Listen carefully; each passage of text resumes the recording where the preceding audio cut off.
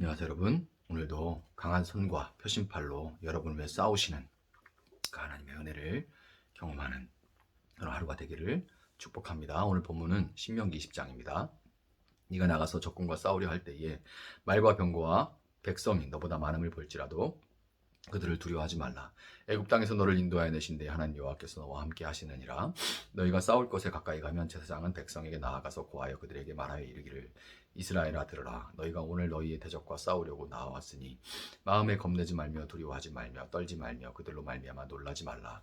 너희 하나님 여호와는 너희와 함께 행하시며 너희를 위하여 너희 적군과 싸우시고 구원하실 것이라 할 것이며 책임자들은 백성에게 말하여 이르기를 새 집을 건축하고 낙성식을 행하지 못한 자가 있느냐? 그는 집으로 돌아갈지니 전사하면 타인이 낙성식을 행할까 하노라. 포도원을 만들고 그 과실을 먹지 못한 자가 있느냐? 그는 집으로 돌아갈지니 전사하면 타인이 그 과실을 먹을까 하노라.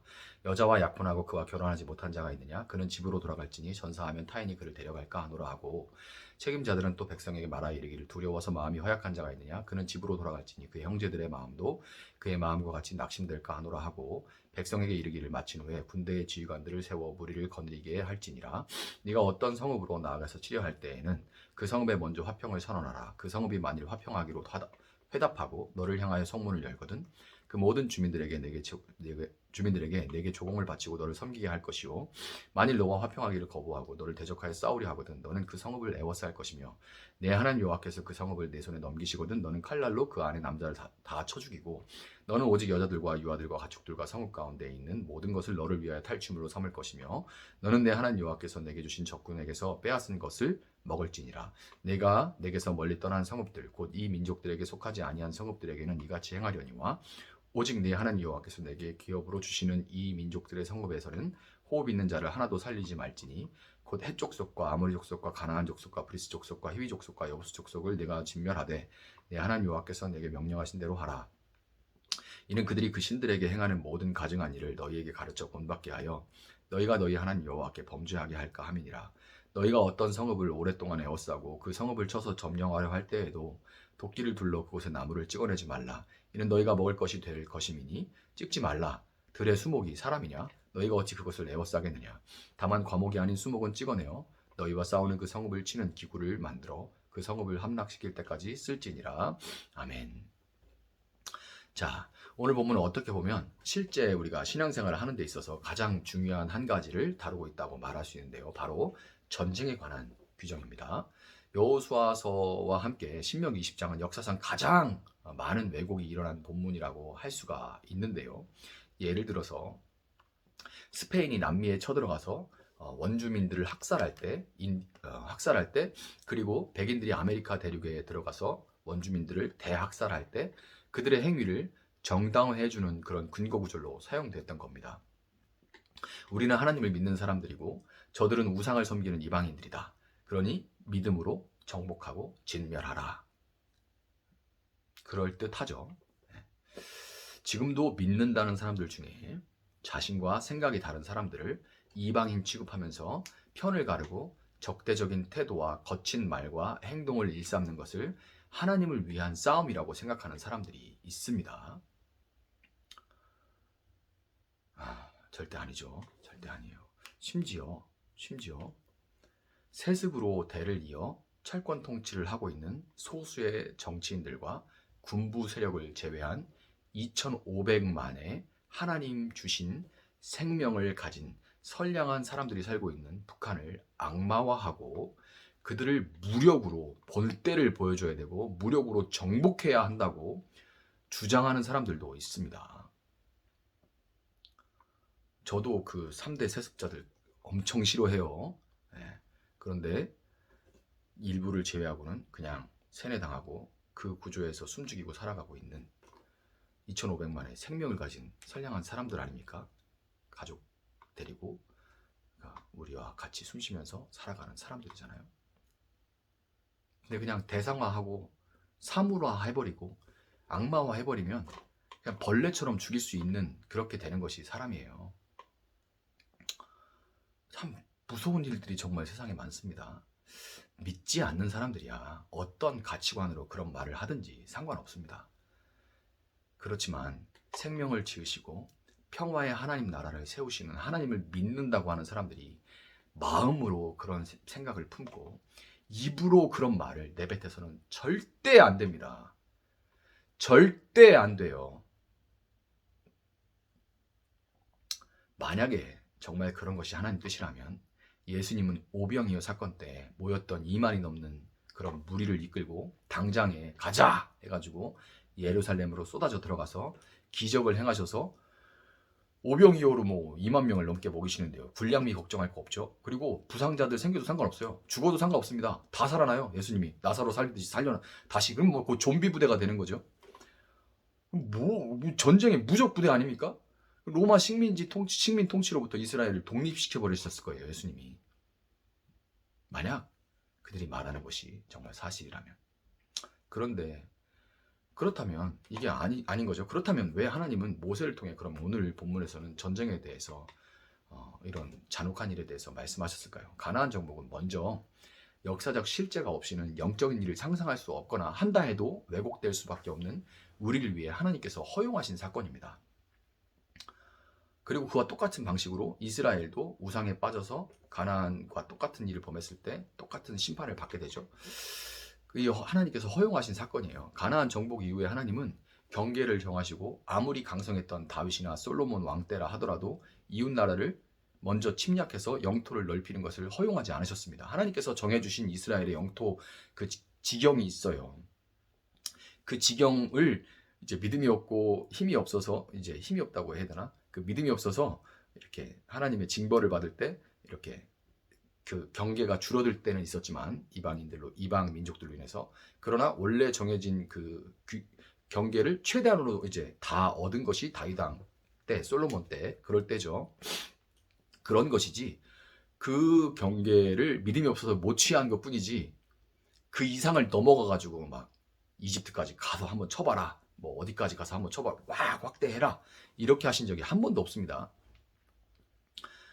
한편 이 가나안 정복은 또 마지막 날에 있을 심판을 미리 보여주는 역할을 하기도 해요. 하나님의 거룩함이 지성소를 중심으로 성소, 성전 마당, 그리고 이스라엘 진영, 순으로 점차 이 거룩함이 옅어지죠. 지성소가 가장 거룩하고요.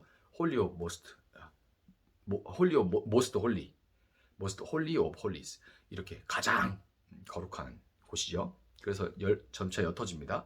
그리고 가나안 칠족속을 중심으로 악의 빛깔이 진해져요. 가나안 칠족속을 중심으로 거룩함이 하나님의 지성소를 중심으로 퍼져나간다면 악이 이제 가나안 칠족속을 중심으로 짙어집니다.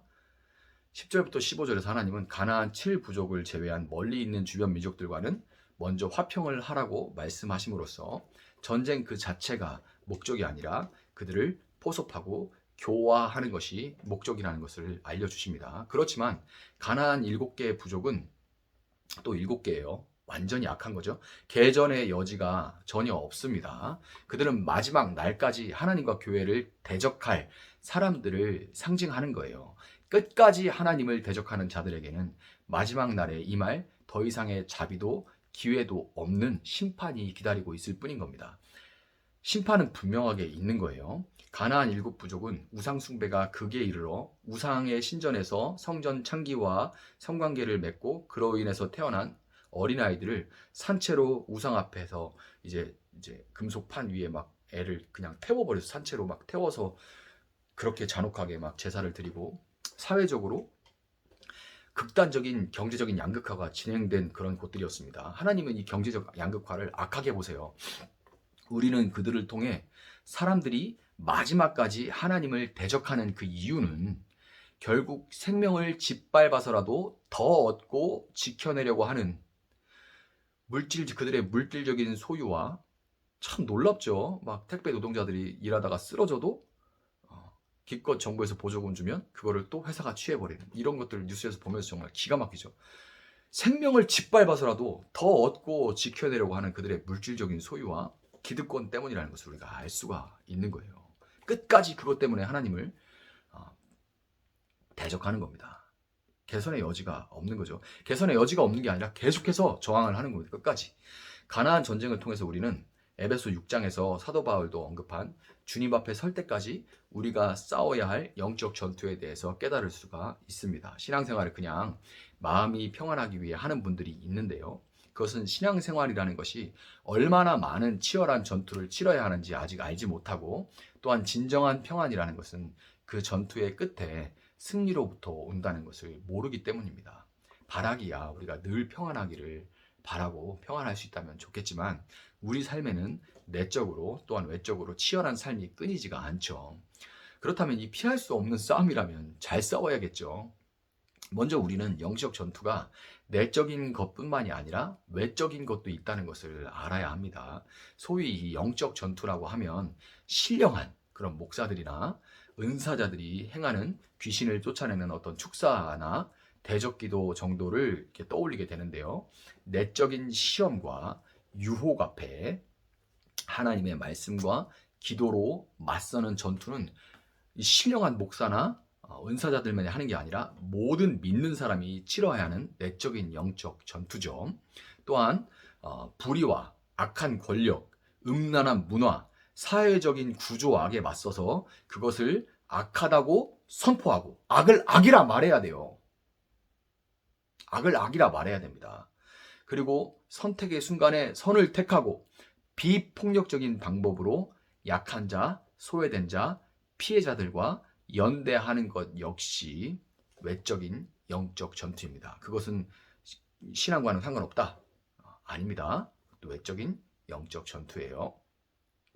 정적 전투를 잘 치르기 위해 영적인 전투의 종류에 대해서 알아야 하는 것보다 더 중요한 것은 그 싸움이 하나님께 달려 있다는 것을 붙드는 그 믿음입니다. 이를 위해서 하나님은 제사장과 함께 두려움에도 함께 서는 동료들, 지체들을 허락하셨습니다. 제사장의 역할을 하는 목사는 말씀을 통해 영적 전투를 치르는 성도들에게 하나님이 그들과 함께 하심을 일깨웁니다. 새 집을 건축하고 낙성식을 행하지 못한 자, 포도원을 만들고 그 과실을 먹지 못한 자, 여자와 약혼하고 결혼하지 못한 자들은 전투에서 빠지죠. 이것은 그들의 마음이 흩어져 있어서 두려움이 틈타고 그 두려움이 퍼져 나갈 것을 염려한 거예요. 그래서 두렵지만 같이 서는 지체들을 하나님 붙여주셨다고 말씀하셨죠. 근데 이런 자들은, 이런 사람들은 마음이 흩어져 두려움이 틈타고 그 두려움이 퍼져나가게 되기 때문에 염려해서 전투에서 빠지게 하는 거예요. 그런데 이거는 그냥 그들을 배제한다는 차원보다는 아직 연약한 자들을 위해 헌신된 자들이 앞서 전투에 임할 것을 말씀하시는 겁니다. 여러분, 세상과 그 정신과 문화는 마치 말과 병거가 압도적으로 많은 적들과 같이 언제나 우리보다 강해요. 몇 번 제가 말씀드렸지만 역사적으로 교회가 세상보다 강한 적은 단 한 번도 없습니다. 중세의 그런 교황 제도를 제외하고는 그 교회가 아니니까 사실은. 그러나 그런 교황 제도를 제외하고는 교회가 세상보다 강한 때는 없어요. 그러나 여러분, 우리와 함께 하시겠다고 약속하시고 앞서가시는 대장 되신 예수님과 또 그분의 말씀을 선포하는 저와 여러분의 옆에 있는 사랑하는 지체들과 함께 서서 이 전투를 싸워 나갑시다. 우리가 모두 함께 주님 부르시는 그날에 디모데후서 4장 7절 8절에 그 사도 바울의 고백, 나는 선한 싸움을 싸우고 나의 달려갈 길을 마치고 믿음을 지켰으니 이제 후로는 나를 위하여 의의 면류관이 예비되었으므로 주 곧 의로우신 재판장이 그날에 내게 주실 것이며 내게만 아니라 주의 나타나심을 사모하는 모든 자에게도니라 하는 이 고백을 우리 모두가 다 함께 해낼 수 있기를 예수님의 이름으로 축복합니다. 잠시 기도하겠습니다. 사랑하시는 주님, 감사합니다. 오늘 하루도 말씀으로 시작하게 하시니 감사하고, 특별히 우리 삶에 끊이지 않는 전쟁에 대해서 그 전쟁을 잘 치를 수 있는 방법들을 알려주시니 감사합니다. 우리가 모든 사람이 전투를 피할 수 없음을 알게 하시고 내적이고 외적인 전투가 있음을 또한 알게 하시고, 그 전투의 가장 중요한 것은 그 싸움이 하나님께 속했으며 하나님 우리 앞서 가신다는 것을 끝까지 믿고 붙들고, 또 내가 연약하더라도 두렵지만 함께 맞서 설 수 있는 지체들을 붙여주셨다는 것을 기억하고 함께 기도하고 함께 본을 보고 함께 세워주고 함께 격려하고 서로를 위해 기도하며, 하나님 죄와 싸우고 세상의 악한 구조에 맞서 싸우고 약한 자들과 연대하며 끝까지 이 길을 걸어갈 수 있는 저희들 되어서 달려갈 길을 다 마치고 선한 싸움을 다 싸웠다고 이제 내게 면류관이 기다리고 있다고 고백할 수 있는 그런 담대한 신앙을 저희들에게 허락하여 주시옵소서. 감사하며 예수님의 이름으로 기도합니다. 아멘. 오늘 주신 말씀 붙들고 계속해서 기도합니다.